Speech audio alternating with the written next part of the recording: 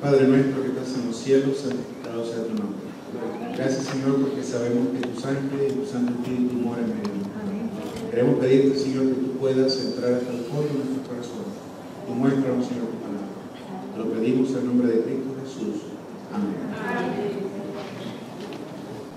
Gracias a nuestra hermana Batín por tan bonito especial.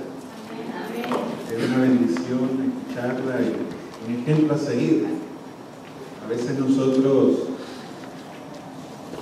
cuesta memorizar un versículo.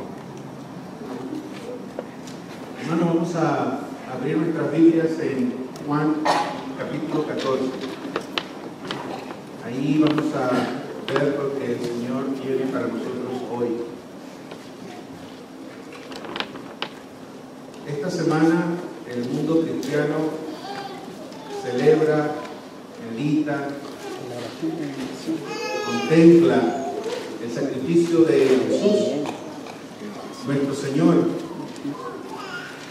y a veces queda uno sorprendido al ver cómo las personas en el mundo tienen sus costumbres, sus tradiciones, su forma de hacerlo, y se ven algún tipo de situaciones que pues nosotros acá en nuestra iglesia no practicamos, ¿no? Así que esta semana estamos seguros que hemos visto que pareciese haber distintas formas de acercarnos a Jesús. Mucho más si vimos en la televisión las ceremonias que le daban la bienvenida al nuevo Papa, al ver líderes religiosos de muchas denominaciones asistiendo y felicitando a este nuevo Señor. Y uno se queda pensativo preguntándose, ¿cuál es el camino? ¿Hay un camino? ¿O todos los caminos dirigen a Jesús? ¿Cuál es la verdad? ¿Hay una o son muchas? Pues en este tiempo vemos un movimiento ecuménico, un movimiento de aglutinar, de juntar los movimientos religiosos, las fes, y concluir que si nosotros creemos en Jesús es suficiente, porque así dice Juan 3:16. Así que no importa cómo creemos, no importa de qué participamos, no importa cuáles son mis circunstancias que me rodean, si yo digo que creo en Jesús, pues entonces toda la humanidad llegará al mismo lugar. Vamos a leer capítulo 14, versículo 6. Lo que acabo de mencionar son los sentimientos, las percepciones que uno puede tener al mirar lo que pasa en el mundo. Jesús le dijo: yo soy el camino y la verdad y la vida. Nadie viene al Padre sino por mí. Entonces la Biblia en este versículo nos aclara que no hay otra forma de llegar a Dios el Padre. No hay muchos caminos, sino que hay uno solo. Y dice Jesús: yo soy el camino. Nadie más puede ser el camino. No hay ninguna otra puerta para llegar a Dios nuestro Padre. Veamos lo que dice el versículo 15, el mismo capítulo. Dice: si me amáis, guardad mis mandamientos. Entonces ahora vemos que Jesús pone una condición, pone una división. Si nosotros, hermanos, analizamos no solamente en nuestras fronteras dentro del mundo cristiano, sino vamos también al mundo judío, nos damos cuenta que el mundo judío ama la ley, ama los 10 mandamientos, los sigue, cree en el Antiguo Testamento, pero no aman a Jesús. Y cuando vamos al mundo cristiano, donde vemos todas las iglesias que están tratando de unir de alguna forma, concertando que si solo se cree en Jesús es suficiente, vemos que ellos aman a Jesús, conocen de Jesús, predican de Jesús, pero no aman la ley. Porque no aman el sábado, y el sábado está en la ley. Para ellos la ley es tiempo pasado. Pero aquí el Señor Jesús nos dice que realmente quien ama a Jesús guarda sus mandamientos. Veamos ahora el versículo 21, un poquito más de explicación sobre los mandamientos. El que tiene mis mandamientos y los guarda, ese es el que me ama. Y el que me ama será amado por mi Padre. Y yo le amaré y me manifestaré a él. Entonces, ahora Jesús va cortando más la página, va marcando más una división, porque pareciese verse que es posible creer en Jesús, que es el Hijo de Dios, pero no guardar sus mandamientos. Por eso es que Él dice que es necesario que el que realmente le ama, guarde, todavía se acuerde del Antiguo Testamento, donde está su verdad. Y no solamente eso, sino que el que tiene los mandamientos y los guarda, ese es aquel a quien Dios ama. Entonces, veamos un poquito más. ¿Puedo yo solamente decir, Dios es mi Dios, es mi Padre, Él me entiende, me conoce, soy salvo? ¿Es suficiente eso? ¿Es suficiente decir, Dios me creó, Él sabe que me cuesta, necesito ver por otras cosas que me interesan, que me convienen, sigo mi voluntad y yo considero que iré al cielo? No. La Biblia aquí, solamente en este capítulo, sin salir de este capítulo, nos dice que hay un solo camino. El mundo cristiano cree en todo esto, en un solo camino. Pero luego ahora Dios da más detalles. Hay unos mandamientos que guardar. Ya hay una división. Y no solamente que hay que guardarlos, sino que a nosotros guardarlos, entonces tenemos la relación con el Padre, con nuestro Dios. Hermanos, ahora, ¿cuándo se inició o cuándo empezó Dios a utilizar un movimiento que pudiese contar con la relación entre la gracia y la ley? ¿Qué es la gracia? La gracia es la iniciativa que tiene Dios de salvar a la humanidad. Todos los 7.000 millones de personas que habitamos este mundo somos hijos, criaturas de Dios. ¿Quién mantiene el corazón latiendo de los 7.000 millones de personas? Dios. Pero Dios tiene un pueblo, tiene un plan, tiene un proceso de salvación. El mundo como nosotros lo conocemos, esta no era la idea de Dios para nosotros. Sabemos todos que es causa del pecado. Entonces Dios tiene un proceso de redimir, de regresarnos a nosotros al paraíso donde estuvo Adán y Eva. Y nosotros vemos en el Antiguo Testamento que Dios eligió a Abraham y dijo que a través de tu semilla tendré un pueblo que será especial porque tendrá mi verdad y será proclamador de esta verdad al mundo. Los judíos no eran especiales por ser judíos. En su raza no había nada más especial sino ser el pueblo que Dios escogió, dándole una responsabilidad. En el tiempo de Jesús, Él dijo, te quería tener bajo mis alas. Ahora tu casa está desolada. Porque el pueblo judío, como corporativo, no individual, como pueblo, no acepta a Jesús como su Mesías. No acepta a Jesús como el Hijo de Dios. Después de que el Señor Jesús ascendió al cielo, quedó esta iglesia primitiva, esta iglesia virgen, inmaculada, esta iglesia que Pedro y Pablo, que iban por todos los lugares predicando, desarrollando grupos en las casas, estaban armando iglesias con judíos convertidos y con gente que no era judío de raza. Pablo dijo que ya ahora el pueblo del Señor no era un pueblo de sangre, de raza, por linaje, sino era por todo aquel que cree y confiesa que Jesús es su Señor.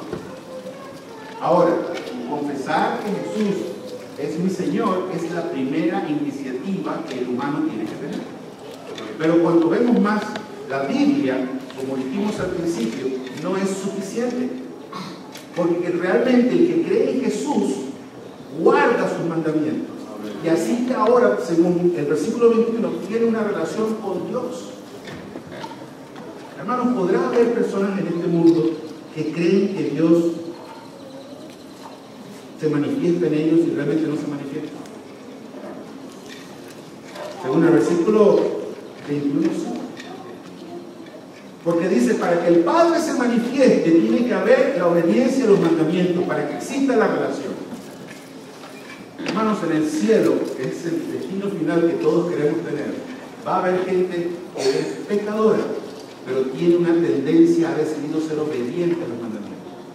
No van a entrar desobedientes. Yo decía en el primer culto, no es lo mismo resbalar y caerse al suelo que tirarse al suelo. No es lo mismo, hermano. Y vivir en un proceso de santificación, donde tenemos caídas, tenemos reveses, seguimos creciendo, seguimos avanzando, y a veces damos 2 pasos adelante y regresamos 1. Esas son las caídas que todos tenemos. A realmente de una forma intencional tirarnos al pecado, disfrutar del pecado y pedir y exigir: Dios, yo te reconozco como el Hijo, como tu sacrificio es el que me redime, yo espero también ser contado en lo que vas a venir a buscar. Eso sale fuera de las condiciones que están aquí en este capítulo. Y una vez que el pueblo fue creciendo, el pueblo de la iglesia primitiva, entonces obviamente, según Apocalipsis, el enemigo tenía su plan para perturbar, y Daniel también menciona, es formada o es cambiada la iglesia primitiva por el paganismo. Así que a esta iglesia ya manchada, que ahora persigue también a los que creen en la fe verdadera, se le da un tiempo, un plazo, para que pueda ejercer su maldad. Hermanos, este país fue habitado por gente perseguida. Las instituciones están registradas en la historia. La gente tenía que pagar para recibir perdón. La gente tenía que creer en lo que no estaba escrito en la Biblia. ¿Quién dijo que la Virgen María era santa? La Biblia no lo dice. La Biblia dice que todos hemos pecado, por lo cual hemos sido destituidos de su gloria. Todos, excepto Jesús. No hay nada más que hacer sino confesar mis pecados para recibir perdón. No hay mediador entre Dios y nosotros. Entonces Dios levanta a hombres valientes que son llamados los reformadores, y ellos van en contra de la marea. Sabían que iban a pagar un riesgo grandísimo, pero Dios les muestra a muchos de ellos que hay una gracia gratuita, que hay un camino que es directo al cielo, y hay una verdad y una fe que salva sin ningún otro tipo de intermediario. Hermanos, pero yo quisiera llevar nuestra atención a 1844. En Daniel 8:14, Dios le da una profecía a Daniel, donde habla que en el año 1457 empezaba una profecía de tiempo, y que iba a durar 2300 días, y llegamos a 1844. Acá el Señor, por lo que está escrito en la Biblia, Él levanta un movimiento, Él levanta un pueblo que se une a la fidelidad de aquellos valdenses, de aquellos perseguidos en las montañas, muertos en los coliseos, que se une también al pueblo judío antes de rechazar a Jesús, que se une a Abraham. Vamos a ver lo que dice Daniel 8:14. Busquen en su Biblia, Daniel 8:14.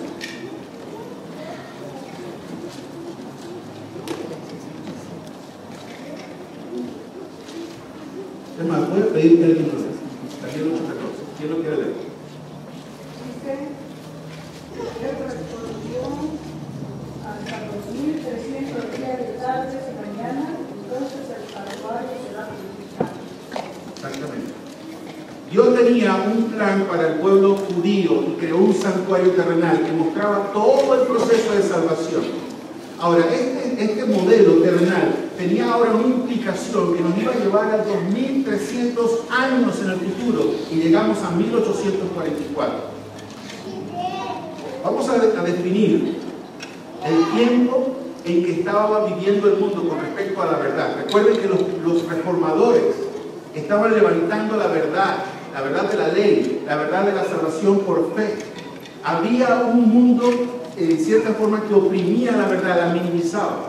Recuerden que el enemigo siempre ha mostrado la verdad a medias, y Dios ya era momento en que se iniciase el tiempo final de esta humanidad, y levanta un grupo. Quisiera definir las 5 pilares de nuestra iglesia después del gran charco. El pueblo cristiano se fue reducido un 10%. ¿Pueden imaginar? De cada 100 creyentes, 10 siguieron siendo fieles a Dios.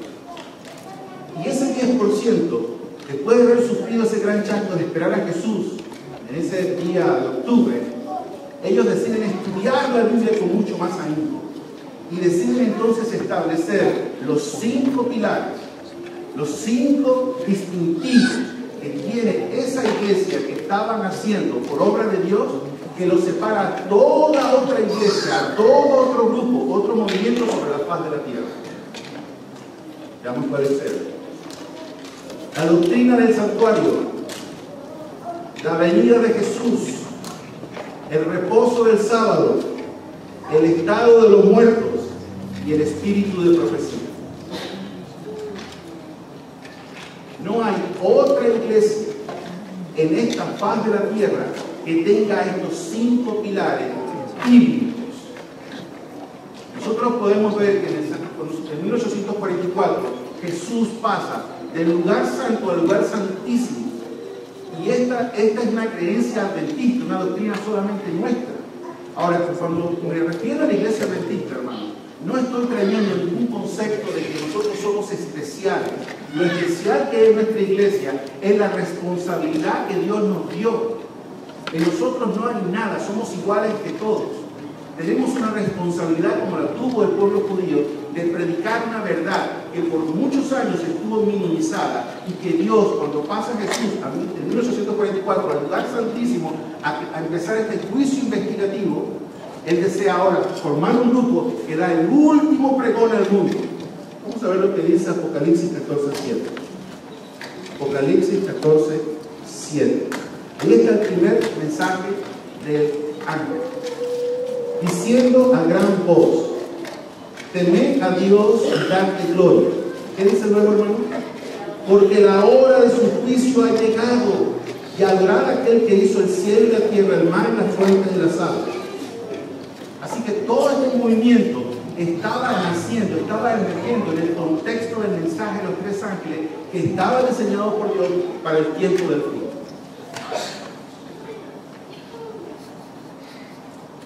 Hermano, ¿ustedes sabían que nuestra iglesia nació en el término de los siglos 2300? Porque muchos de nosotros no sabemos por qué estamos en la iglesia. Y muchos creemos que nuestra iglesia es una iglesia más. La Biblia, en Apocalipsis, menciona que todas las iglesias que no tienen la verdad del Señor son llamadas Babilonia. Babilonia era una ciudad pagana, donde se creía que solo siendo residente de Babilonia y creyendo en los dioses que ellos tenían, se podía llegar al cielo. Babilonia en griego significa puerta de Dios. Eso contradice lo que está escrito en Juan. No hay ciudad, no hay sistema que lleve a Dios. Solo y el único camino es Jesús. Así que en Apocalipsis nos dice que tenemos que salir de Babilonia. Por eso es que el Evangelio de Dios, hermano, va mucho más allá de Juan 3:16. Juan 3:16 es el comienzo, es lo que necesitas para ser salvo. Pero mientras estamos viviendo la experiencia de vivir en este mundo, ¿cuál es el pueblo remanente?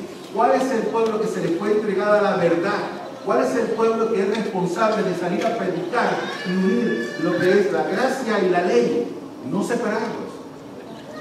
El único pueblo que nace después del término de esta profecía y que consta de todas estas verdades, incluyendo el espíritu de profecía que nos tuvo el pueblo judío, es la iglesia. No hay otra iglesia. Me estaba diciendo alguien hace poco que los judíos mesiánicos se parecen mucho a nosotros, porque creen en la ley, creen en Jesús, creen en el estado de los muertos, pero no tienen el espíritu de profecía.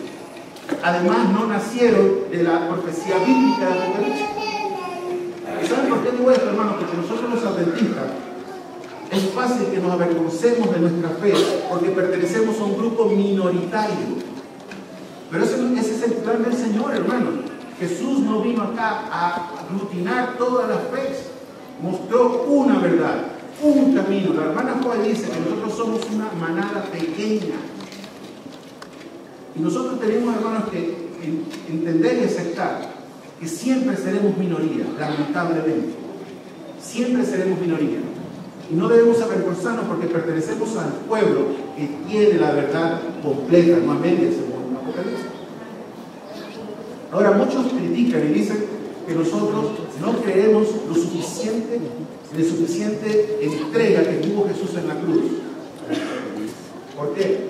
Porque Jesús sigue trabajando por la humanidad, intercediendo por nosotros. Hermano, yo les pregunto esto. Cuando Jesús muere en la cruz, ¿se erradicó el pecado en el mundo? No. El pecado sigue existiendo. Creer en su muerte es necesario para aceptarlo a Él y así ser salvo. Pero Jesús en este momento está en lo que nosotros conocemos y entendemos, el juicio investigativo.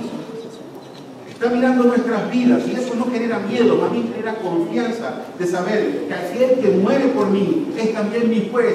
Yo deseo que mis pecados sean vistos en el juicio investigativo, porque sé que Dios me ama, Dios mira por mí y mirá por mi salvación. Ahora, hermanos, si tenemos nosotros esa singularidad de que somos una iglesia que nace en el tiempo profético, que tiene el Espíritu profético, yo comentaba y decía esto, hermano. Moisés fue el profeta del pueblo judío. Moisés, así como lo es la hermana Juan para nosotros, Moisés escribió el Pentateuco, que son los 5 primeros libros de la Biblia, para conocimiento del pueblo judío. La hermana Juan dejó sus testimonios para que nosotros tengamos conocimiento. Moisés escribió y recibió la visión de la salud, así como la hermana Juan también recibió el mensaje y la visión de la salud. Moisés y la hermana Juan, cada uno en su época, tuvo visión de ver la Canaán, uno la terrenal y la otra la celestial, y ninguno de los dos entró. Es más, hermano, los dos tuvieron miedo cuando Dios los llamó. Hermano, nosotros estamos en un tiempo especial, dentro de un grupo especial, con una misión especial, aunque no lo creamos importante. Yo estoy seguro que apenas 1 año, 6 meses antes del fin de la venida de Jesús, todavía va a haber gente diciendo, no todavía faltan 20 años. La última generación, que muy bien podríamos, yo creo que somos nosotros, va a haber un gran porcentaje que aún sigue negando que Jesús viene pronto. Y están dentro del pueblo de Dios.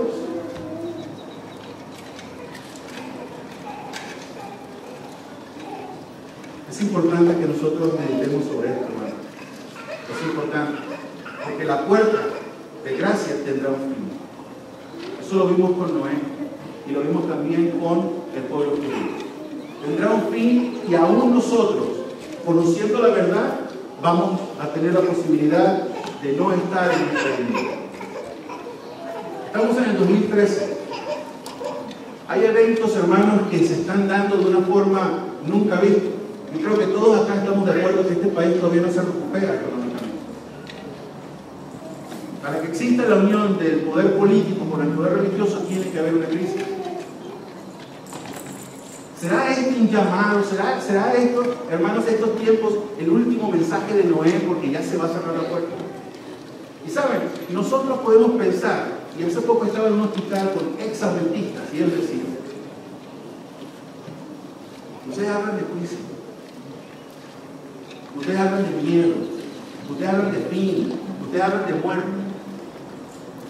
Hermanos, lo que nosotros hablamos está acá. No hay nada que nosotros sacamos de acá. La hermana Juárez habló sobre la Biblia. Nosotros vamos acá. Yo le voy a invitar a que vean conmigo el versículo 2 del capítulo 18 de Apocalipsis 18, 2. Y clamó con voz potente diciendo, ha caído la gran Babilonia, y se ha hecho habitación de demonios y guarida de todo espíritu inmundo y albergue de toda ave inmunda y aborrecida. Versículo 4. Y oí otra voz del cielo que decía, salid de ella, pueblo mío, para que no seáis partícipes de sus pecados ni recibas la parte de sus plagas. Hermanos, todo religión, voy a ser bien enfático con lo que voy a decir acá, todo movimiento que no nació en el tiempo profético, que no tiene el espíritu de profecía, que no creen en el estado de los muertos. ¿Saben? Ustedes saben que si creemos en la inmortalidad, no tenemos necesidad de creer en Jesús. Si creen en la inmortalidad, ¿para qué creen en Jesús? Que siempre vive. En la verdad de la ley del sábado, hermanos, Apocalipsis lo llama falso profeta. Hablan, predican medias verdades, pero no es toda la verdad. No es toda la verdad. Por eso yo les invito, hermanos, a reconsiderar si estamos poniendo nuestros oídos atentos al mensaje de la prosperidad que tanto los hermanos cristianos están predicando en estos tiempos. Pertenecer al pueblo de Dios no significa que se te abre un camino de rosas y ahora no hay problemas en la vida y todo se acomoda y va de mejor en mejor. Es parte, pero no es todo. Sino que diría Juan el Bautista cuando estaba en la cárcel y iban a decapitar. Iba de mejor en mejor. Los apóstoles iban de mejor en mejor. La hermana Juan perdió 2 hijos, iba de mejor en mejor. Ser bendecido es parte de creer y sentir a Jesús en nuestras vidas. Pero hermanos, no lo es todo. Hay hijos e hijas del pueblo del Señor que estarán sus nombres sellados para ir al cielo, que han pasado y siguen pasando sacrificios y necesidades en este mundo. ¿A quién el enemigo tienta y trata de destruir? A los hijos de Dios. Esteban, ¿qué diría Esteban? Apedreado, iba de mejor a mejor. Hermanos, por eso es que nosotros, viendo lo particular, lo especial que es este movimiento, esta iglesia, no tenemos que mirar a otros para tratar de parecernos a otros. Más bien, ellos deberían desear parecerse a nosotros. ¿Saben que los judíos? Usted no sé si ha ido a una sinagoga aquí en la Bellarmine Island. Usted cuando tenga la oportunidad vaya un sábado de la mañana y vea cómo es su forma de adorar, cómo es su forma de hacer culto. Ellos no cambian. Y yo me pregunto, ¿por qué nosotros, el pueblo adventista, tiene un deseo de cambiar, de que ya estamos en el 2014, de que ser más contemporáneo? ¿Saben por qué? Porque de alguna forma hay algo dentro de nosotros que nos dice, vamos a parecernos a aquellas iglesias que tienen 20,000 personas. Hermano, nosotros somos un pueblo pequeño, un pueblo que no cree en permanecer en Babilonia, sino un pueblo que invita a otros a salir de la confusión. ¿Cuánta gente, mi hermano? En mi país acaba de morir el presidente. Usted no se da cuenta de la gente, lo que hay en sus mentes. Es increíble. La confusión que hay. ¿Qué pasa después de que la vida termina? Todo adventista, hermano, todo adventista sabe de dónde venimos. Todo adventista sabe qué pasa después de la muerte. Todo adventista sabe por qué estamos en pecado, que lo que hizo Jesús y hacia dónde vamos y cuán cerca estamos del fin. El pueblo adventista no está confundido. El pueblo adventista no cree en 3 caminos que se unan, se tornan en uno. Nosotros tenemos un solo camino, una sola puerta, una sola verdad. Pero ¿saben algo, hermano? En Apocalipsis hay 7 iglesias que Dios tiene mensajes. Y nosotros somos la última, la número 7, que es la Odisea. Y en esas iglesias, en esos mensajes, dicen que esta iglesia, que es la iglesia final, no hay otra iglesia, no hay una octava, no hay otro profeta que se necesite. Esta última iglesia tiene una condición. Y la condición es que nosotros creemos que lo sabemos todo, pero no hacemos nada. La condición es que nosotros tenemos todo para disfrutar una relación con el Señor y tener una temperatura caliente espiritualmente hablando. Somos tibios. ¿Saben algo más? En las 3 iglesias de las 7 que menciona Apocalipsis, Jesús dice, tú estás mal, te quito el candelabro. Tú estás mal, te quito la trompeta. Pero a la Odisea no se le quita nada. Él lo vomita. No hay otra iglesia donde nosotros podamos irnos.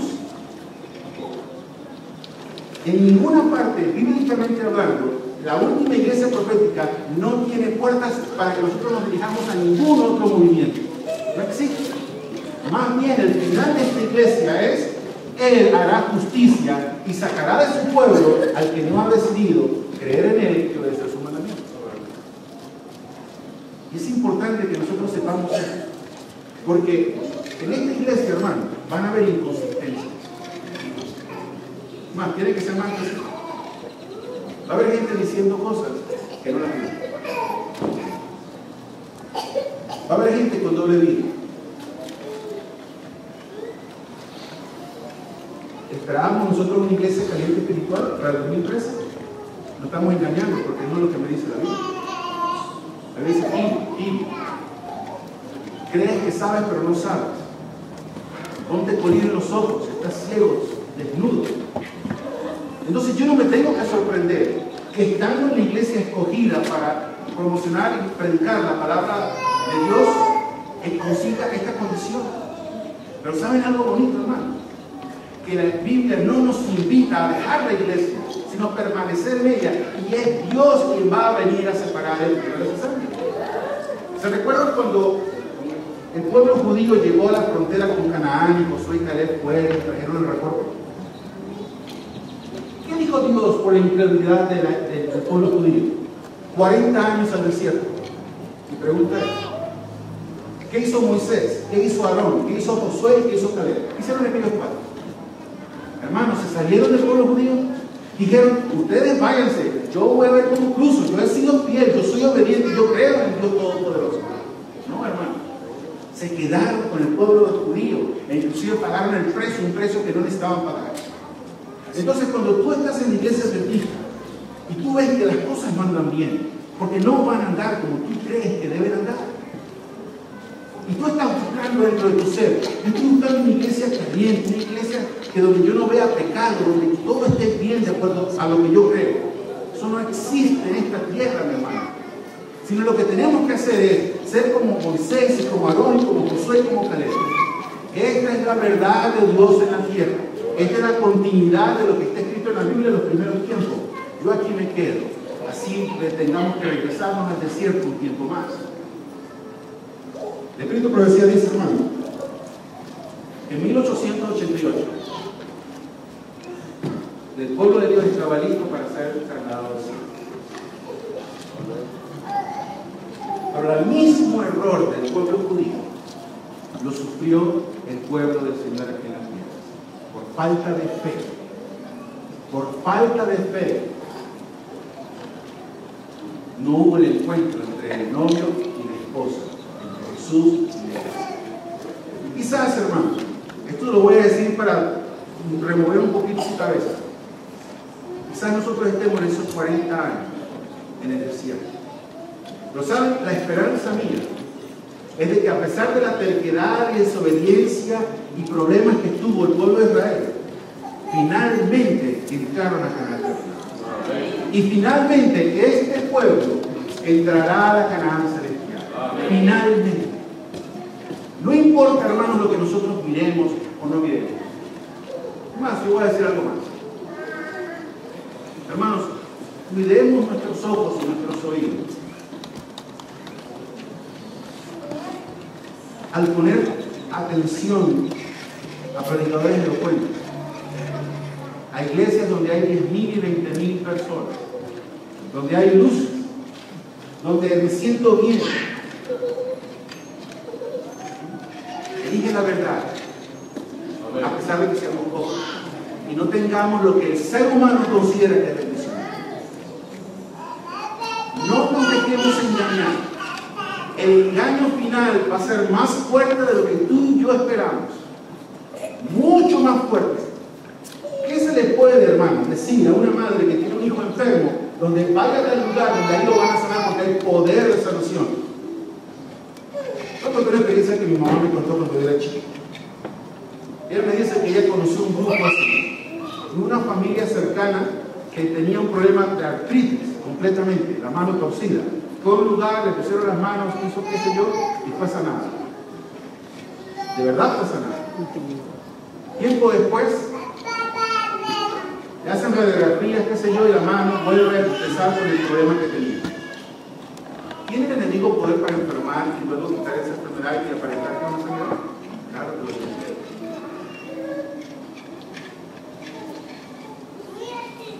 Otra similitud entre el pueblo adventista y el pueblo israelita.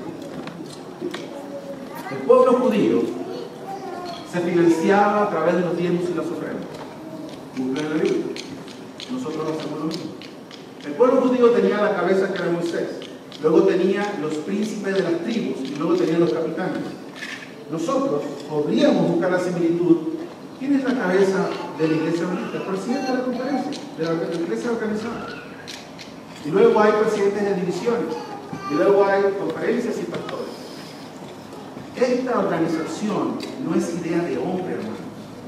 El mismo Dios que organizó al pueblo de Israel nos ha organizado a nosotros. ¿Saben lo que pasa? Que nosotros los adventistas a veces subestimamos dónde estamos. Y de alguna forma creemos que somos un pueblo más con un mensaje distinto. No, mi hermano. Nosotros somos el micrófono, nosotros somos el parlante del mundo, decirle a ellos, salgan ustedes de la confusión, donde ustedes creen cosas completamente fuera de la Biblia, porque Dios también nos quiere rescatar a ellos. Esa es nuestra posición. Nosotros estamos en el pueblo remanente, el último pueblo, no hay otro pueblo, por más que consigamos dificultades y situaciones adversas aquí dentro del pueblo. Si nosotros valoráramos más la luz que tenemos, nuestra temperatura espiritual sería el cielo. No lo hacemos porque no nos damos cuenta de lo bendecidos que somos al estar acá. Hermano, hay gente que sufre porque un familiar muere y cree que está en purgatorio. Sufre, hermano, sufre. O hay gente que está engañada y habla con el ser querido porque está en el aire, está no sé dónde. ¿Ustedes creen que eso es bendición? ¿Estar confundido? Porque todo lo que acabo de mencionar no está en la Biblia. Tú y yo lo sabemos. Y un montón de gente afuera lo sabe. No lo sabe. Gente, hermanos, que hoy están trabajando, paseando y haciendo todas sus cosas. Y reposando en el día incorrecto. ¿Ustedes creen que eso es bendición? Ellos no lo saben. Pero tú y yo sí lo sabemos. Tú y yo sí lo sabemos y lo disfrutamos. Somos felices porque tenemos ese encuentro con Dios todos los sábados. Hermanos, ¿ustedes creen que sus familiares, amigos, vecinos, conocen de todas las enseñanzas del hermano Juan? No, hermano. No. Problemas de salud, de familia, de finanzas, claridad en lo que es la escritura. Tú y yo sí. Yo sé que nosotros, hermanos, carecemos de valorar, tener esta luz. Por eso es que Dios nos dice en la séptima iglesia, tienes todo, pero no pasa nada. Yo quisiera, hermanos, que hoy nosotros pudiésemos pensar un poquito en la temperatura espiritual que tenemos. Porque es cierto que en el pueblo de Dios hay gente fría, hay gente tibia y hay gente caliente. ¿O sí, hermanos? En el pueblo de Dios hay gente caliente. Hay gente que ora, hay gente que estudia, hay gente que no pierde una oportunidad para hacer contacto con alguien. Hay gente, hermano. ¿Saben lo que pasa? Que nosotros no sabemos porque en su humildad no lo publica. Pero hay gente caliente en el pueblo del Señor. Pero ¿qué pasa, hermano? Si yo estoy frío, estoy tibio, siento que la vida no tiene un sentido, creo pero no creo. Yo estoy seguro que podemos pedirle a Dios para que nos saque de la tibieza. Yo pienso, hermanos, que Dios desea. La amonestación de la séptima iglesia es para que nosotros dejemos de ser tibios. Vamos a leer el capítulo 22. Acompáñenme, por favor. Capítulo 22, versículo 13. De Apocalipsis.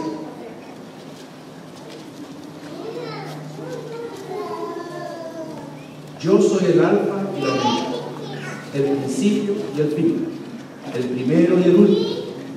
Bienaventurados los que lavan sus ropas para tener derecho ¿a dónde? Al árbol de la vida y para entrar por las puertas de la ciudad. Hermanos, yo no sé si tú lo crees literal o no, pero vamos a ir a Juan 14. Juan 14. Pero Jesús dijo algo muy bonito, muy bonito. Vamos a ver lo que dice. No se turbe vuestro corazón. Creéis en Dios, creed también en mí.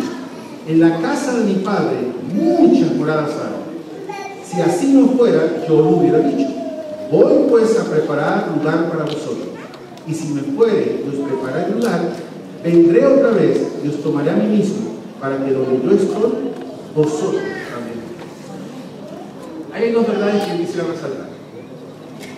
Una dice que hay hogar para ti y para mí. Ya Dios nos sacó de Babilonia. Amén por eso, ¿verdad? Nosotros creemos lo que está escrito, no las confusiones. Yo estoy muy agradecido por eso. Yo estoy agradecido porque Dios le dio el mensaje de mi abuelita. Muy agradecido por eso. Si no, yo fuese católico. Confundido. Y ahí me dice la Biblia que Dios está haciendo moradas, casas para mí. Y yo no sé cómo son, pero yo quiero creer que hay una casa asignada para mí y otra para ti. Amén. Por eso, hermanos, es que es necesario que nosotros veamos por nuestra temperatura espiritual. Porque allá al cielo van a ir gente que se procuró calentarse del Señor. Con fallas, pero para eso tenemos, según la profecía, a nuestro juez. ¿Quién es nuestro juez? Y nos ama. Es el que nos ama. Él es tu juez. La paga del pecado es muerte. ¿Qué hace Jesús cuando tus pecados son presentados delante del Padre? Yo morí por él. Ya no hay nada que morir. Yo lo hice por él y por él.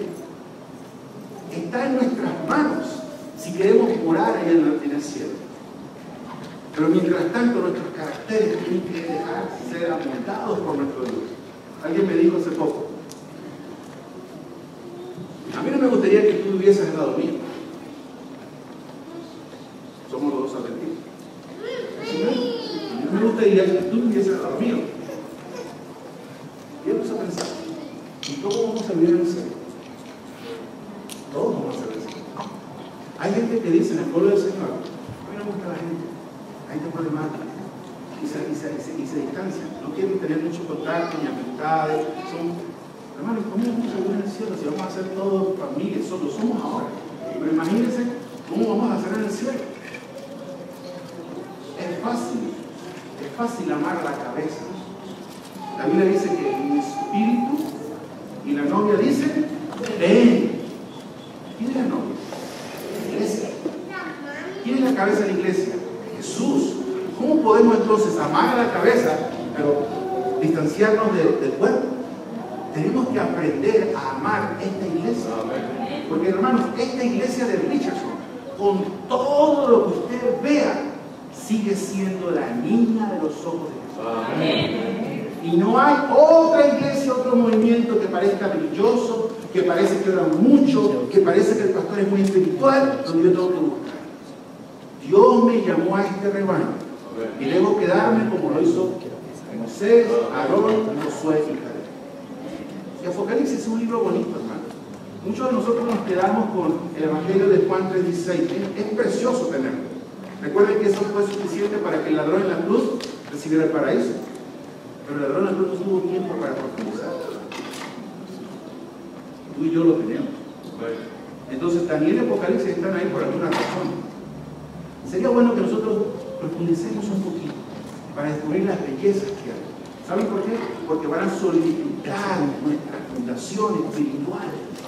Y cuando vengan las pruebas, cuando venga, hermanos, que esto se deshaga en una crisis mundial, nosotros, haya pastor o no haya paredes de la iglesia de Richardson o estemos en casa, seguimos creyendo en el mismo camino. Apocalipsis 3:20 es muy bonito. Sigo hablando de Apocalipsis. Mira que yo estoy a la puerta. Abre la puerta, entraré y cenaré con él. Quiere convivir, hermano. Hermano, voy a hacer una pregunta que no tiene lógica, pero igual la voy a hacer. ¿Hay algo en este universo que se compare con lo que Dios tiene para ti y para mí? ¿Hay otro camino que sea mejor? Entonces, si estamos nosotros en el camino, ¿no sería bueno dejar nuestras cargas? ¿Verdad? Si yo me voy a acercar a un punto en que yo voy a tener un encuentro personal con Dios y Él me va a poner una túnica y voy a ser transformado, tomaré la estatura de Adán y seré ya no más terrenal de la forma como me conozco, entonces sería bueno que dejemos las cargas, hermanos, y vayamos acercándonos a Dios como Él nos quiere recibir, tal como somos. ¿Saben? Yo le pregunto a Dios muchas veces, digo: Señor, no permitas que mis energías sean gastadas en algo que yo ni siquiera voy a disfrutar. ¿Qué me refiero? Si nuestro Señor Jesús viene por nosotros en 5 años, ¿Para qué yo me preocupo en la jubilación y cuando voy a terminar de pagar la casa y que los hijos cuando van a ser grandes? Porque son las preocupaciones del ser humano, hermano. Las preocupaciones de esta tierra nos distancian del calor que Dios quiere que tú y yo tengamos. ¿Será, hermanos, miren, ¿será que Dios nos va a dejar en vergüenza si un día creemos, decimos, Señor, tu palabra lo dice, que tú cuidarás por las aves, por los animalitos, ¿cuánto más no cuidarás por mí? ¿Será que Dios me deja en vergüenza si yo decido creer así como un niño cree ciegamente? Nunca. Nunca. La decepción viene cuando yo en primera instancia nunca creí. Ahí es donde viene la decepción. Hermanos, si nosotros mientras vivimos en esta tierra tendremos altos y bajos, como lo tuvo el pueblo de Israel, como lo sigue teniendo la iglesia adventista y como lo seguimos teniendo tú y yo de una forma personal. No dejemos que las bajadas, hermanos, nos debiliten al punto tal que ya no queramos seguir avanzando. Avanza por fe. Pídele al Señor, Señor, dame más sabiduría, dame más deseo de entenderte y conocerte. Hermanos, yo voy a ser un poquito más puntual. Discúlpeme si soy un poquito duro. Pero muchas veces conocemos más el resultado de un partido de fútbol que una promesa bíblica. Somos el pueblo escogido. Somos los santos, los que se le van a colocar vestiduras blancas, corona, y caminarán sobre calles de oro. Yo no estoy diciendo que lo que de acá este mundo, déjalo. No, es una decisión personal entre tú y Dios. Pero ¿dónde está el corazón, mi hermano? ¿Dónde está tu corazón? Y por eso es que, aprovechando que digo, ¿dónde está tu corazón? Hago un paréntesis. No debemos juzgar a nadie, porque no conocemos los corazones de nadie. Solo déjalo a Dios. Él se encargará de abrir y mostrar el corazón cuando llegue el tiempo. Hoy en día nosotros no conocemos. Eres tú y Dios. Tú y Dios. Yo estoy seguro que Dios quiere que todos ustedes que están sentados sean calientes espirituales y puedan gozar de las bendiciones que Dios tiene para el cielo, pero ¿saben qué, hermanos? Para las bendiciones que tiene para hoy día sábado. Hermanos, ¿saben lo precioso que es sentirse perdonado? ¿Cuántos perdonados hay acá? Perdonados. Todos somos perdonados. ¿Nos merecíamos el perdón? No. Le voy a contar algo que me pasó ayer. Estuve hablando con alguien y mi línea de pensamientos se desvió de lo que debió haber sido la línea de pensamientos de un hermano que va a predicar el siguiente día. Fresquito, allá me pasó. Y en el momento que estoy pensando y estamos hablando sobre un tema, yo no me doy cuenta, o me doy cuenta, pero después me di cuenta. Y dije, ¿cómo es posible? Voy a predicar mañana, pero mi cabeza se fue así. Pero eso no me impidió que pidiera perdón y estuviese predicando. Porque yo puedo decir, bueno, no sirvo, yo no predico. Y más adelante no, pues, no voy a la iglesia, más pura gente buena en la iglesia. Y caigo en las redes del enemigo. Es cuestión de levantarse. Jesús nunca dijo, si te caes, vienes a mí, no te perdono. Nunca dijo, te tengo contadas las oportunidades. Nunca te dijo, ya hasta aquí. No, hermanos, hasta el último suspiro que Dios te dé, tú tienes oportunidad de ir y pedir perdón y ser contado entre los redimidos. Pero no abusemos de esa misericordia. Por eso es que la Biblia nos dice, si me amáis, ¿qué debemos hacer? Guardar sus mandamientos. Y gocémonos de Él. Hermanos, yo no sé si esto es lo último que voy a hacer. Yo no sé si hay alguien acá, siendo adventista, por muchos años, quizás segunda generación, tercera generación, reconoce que es parte de esa profecía de la Odisea, que no es ni frío ni caliente y que corre el riesgo de ser vomitado. Pero que en este momento el Espíritu de Dios que está en este templo te está diciendo, es hora de ser ya un hermano, una hermana caliente del Señor. Porque ese es el llamado para todos. Que nuestra tendencia es entrar en la tibieza, ser tibios. Esa es nuestra naturaleza, según la profecía. Y es la verdad. Pero el llamado es, ¿deseas realmente, hermanos, ser ahora una mujer, un hombre caliente en el Señor? ¿Saben, hermanos? Los cambios pasan por decisiones. Los cambios pasan porque alguien es capaz de creer, sin importar lo que ha pasado, sino cree no en el poder propio, en el poder de Dios. Hermanos, ¿ustedes no creen que si Dios tiene, en este momento, nosotros que estamos en este hemisferio, estamos encarándonos hacia el sol, por eso tenemos el día? Pero la gente de Asia está mirando hacia dónde, hacia el infinito universo, por eso es Dios. Este Dios es capaz de mantener la tierra rodando. Todo este orden universal, ¿será que es incapaz de cambiar mi corazón y tu corazón? Él puede y Él quiere. La pregunta es, ¿tú quieres? Por eso es que Él dice, toco la puerta y llamo. ¿Tú quieres abrir la puerta? Esa es la pregunta del Señor. Él dice, si la abres, voy a convivir contigo. Bonita promesa. Hay alguien aquí que quisiera pasar adelante y decir, Señor, en tu casa, en presencia de hermanos, de ángeles y de tu espíritu, yo te pido que me pases de tibio a caliente. ¿Hay alguien que quiera venir de frente y decir? ¿Saben por qué es bueno pedir que alguien venga? Porque son decisiones. Son decisiones que pueden muy bien marcar un antes y un después en la vida de todos. Yo quiero, Señor, tener el encuentro contigo como lo tienen dos familiares que después de dejar de verse por 10 años se encuentran en un aeropuerto. La alegría, la expresión de sentimiento, ese encuentro que dos seres humanos pueden tener. Yo lo quiero experimentar contigo, que eres mi Padre, contigo, que eres mi Creador. Quizás mi llama está baja, pero mi llama no se ha apagado. Aquí la llama de nadie se ha apagado. Y mientras hay que sea un tantito de llama, Dios puede darle más gas y hasta que estemos calientes. Hermanos, si tu llama está caliente, si tú consideras que tu llama está bien, hermano, mira por tu llama espiritual. Mira, medita por tu llama espiritual. No dejemos caer en los engaños del mundo, porque poco a poquito se puede apagar si nosotros darnos cuenta. Por eso es importante, hermanos, la oración diaria, la entrega diaria. Si un día tú también, hermanos, te piden venir aquí a predicar y pecaste el día anterior, tenemos un Padre que nos perdona. Tenemos un Padre que nos da la oportunidad. Yo hoy estoy más agradecido que ayer, porque hoy tengo más pecados por los cuales puedo decir, Dios me ha perdonado.